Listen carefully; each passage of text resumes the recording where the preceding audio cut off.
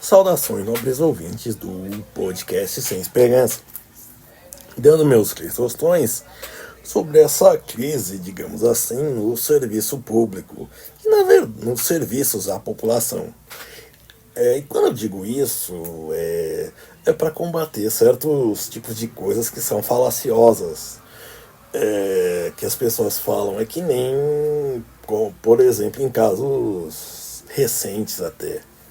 E também falando por ensejo como chama, da campanha das municipal que ainda está tendo em algumas cidades, mas se você for ver os candidatos a prefeito e depois como chama, depois basicamente todos o poder executivo prometem o que? Segurança, educação, saúde, segurança, grandes obras públicas, e basicamente o que eles entregam. Por exemplo, em Mariporânça, o grande ato do prefeito foi inaugurar o primeiro McDonald's da cidade, certo? Não muito diferente. É que nem, por exemplo, um prefeito que foi cassado, mas teve a dignidade de poder ficar no cargo até o final do mandato em outra cidade, pouco antes de começar a campanha política, ele asfaltou onde não tinha asfalto na cidade. Uma cidade vizinha de Mariporã, tá? Por exemplo. E isso sem falar em estados inteiros que se consideram ricos, europeus, assim, né? No Brasil, um escravo europeu no Brasil, mas que 70% da população está urinando e defecando no mato, limpando a bunda com sabugo de milho. Mas isso em si não é culpa tanto da população, por quê? Porque basicamente saúde, educação, segurança, obras públicas, educação são sempre coisas que, se puderem podar do orçamento, eles podam. Falando podam, são em parte de manutenção. E isso é um exemplo disso. O que aconteceu agora em São Paulo não é algo do Ricardo Nunes, não é algo que veio de antes dele, do Bruno Covas, do Haddad, do Kassab, da Marta Suplicy. Praticamente desde que o Pita saiu da prefeitura, que é considerado o pior prefeito da história paulistana, a manutenção de nada é feita. Não é aumentada. Sempre houve isso, coisas de árvores caírem e obstruírem trânsitos de avenidas grandes, como a Sumaré aconteceu uma vez. E a CET, a única coisa que ela pôde fazer foi fechar a faixa que ela tava, essa árvore que caiu, e tentar deixar o tráfego dentro da normalidade. Certo? Então, assim, é o tipo de coisa que se degrada. E, assim, não vou dizer que é deliberado por pauta política. É aquele negócio, ninguém vai ver, não vai ter a placa com o nome do prefeito. Senão vai parecer aquela coisa aquela obra que tem gente inaugurando o poste, né? O orelhão que inauguraram e por aí vai. Entendeu? E aí vão dizer, mas fez só isso? Pois é. Entendeu? Pois é. O pessoal está urinando e defecando praticamente no mato, mas vão dizer, não, no próximo governo se resolve. Certo?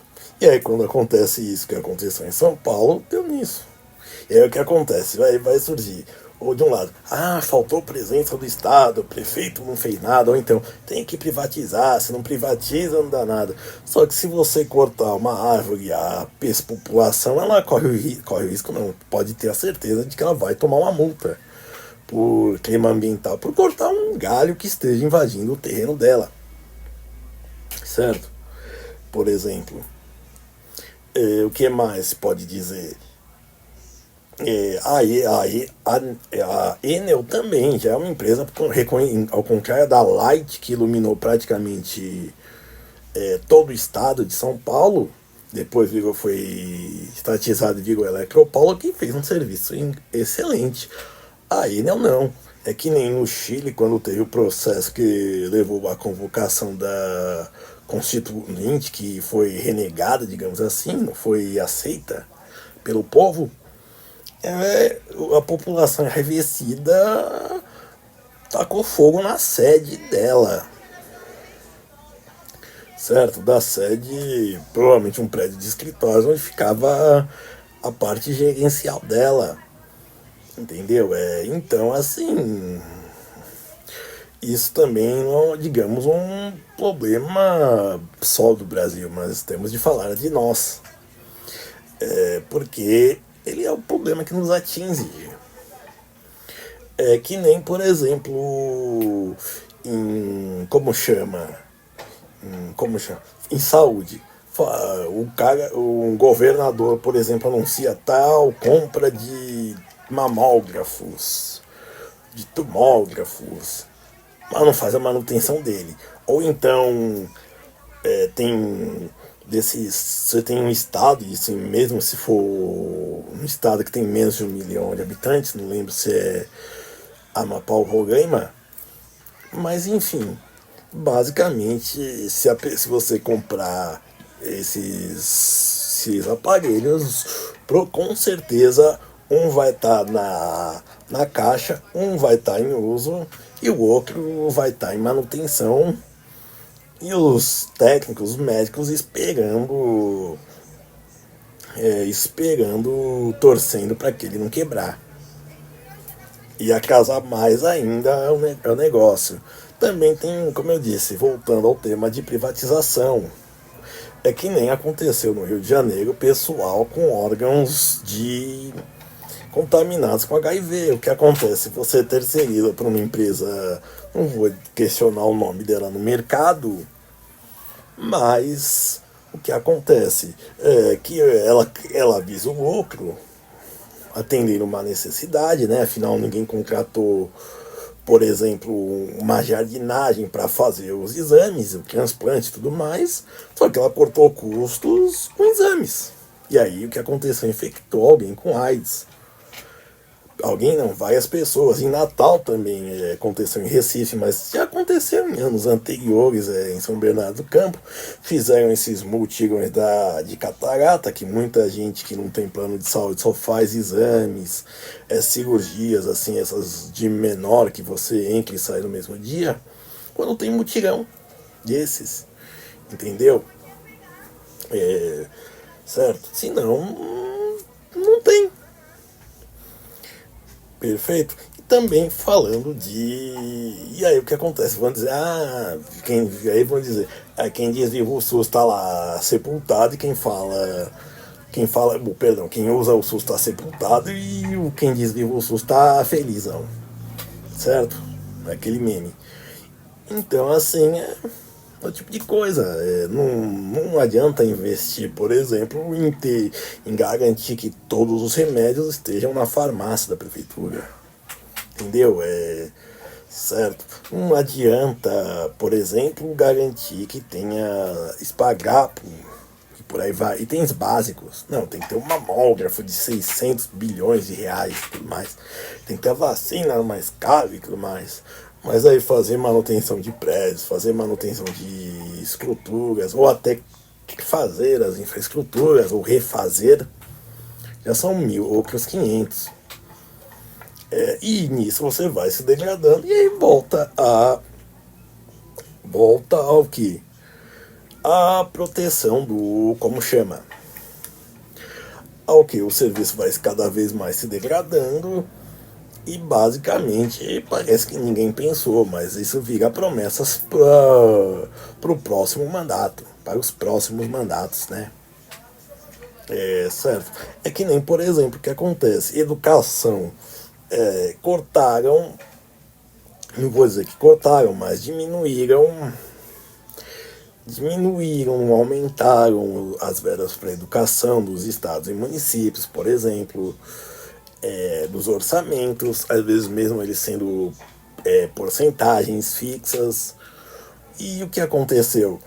professores são mal pagos, e aí eles não têm motivo para também chegar em casa, porque para ir na escola com frequência.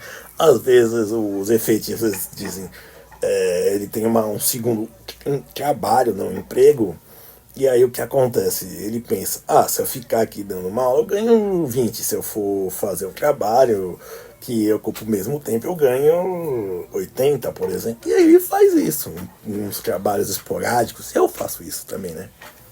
Não deixo de dar aula, mas porque eu posso fazer isso tudo mais. Entendeu? Então, assim, e aí o que acontece? Vai entrando, botam os estagiários, que são agora como chama? Esqueci. Que basicamente entram no, como chama? Quando o professor falta, né? Que substituem qualquer coisa. Porque assim a perda em si para o professor não vai ser tanto quanto ele ganhou com outro negócio, com a outra atividade, certo? E aí o que acontece? Você tem uma formação ruim e as coisas vão escalonando. E aí o que acontece? Você tem uma geração de professores que também formam formada, que formam alunos e vai se degradando. E aí o que acontece? É culpa do professor. Então, temos esses professores comunistas e tudo mais, sendo que sindicatos de professor, greves de professor, não mudam nem o preço do dólar, digamos assim. Certo?